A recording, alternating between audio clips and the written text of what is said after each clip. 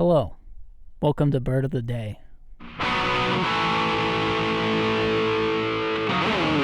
Today, I'm looking for a red-tailed hawk, a widespread and successful raptor found across almost all of North America. But I had a long shift at work, and I didn't have a lot of time to look for one. Luckily, I spotted a suspicious-looking form in a tree on my way to work. I returned in the evening with my camera.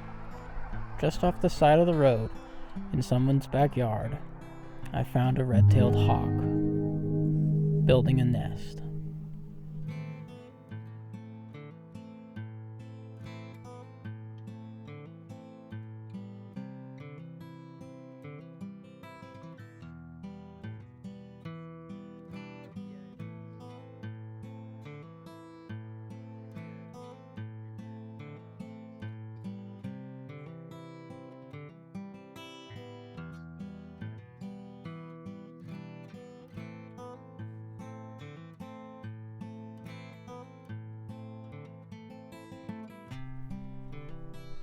This is what I find so amazing about red-tailed hawks.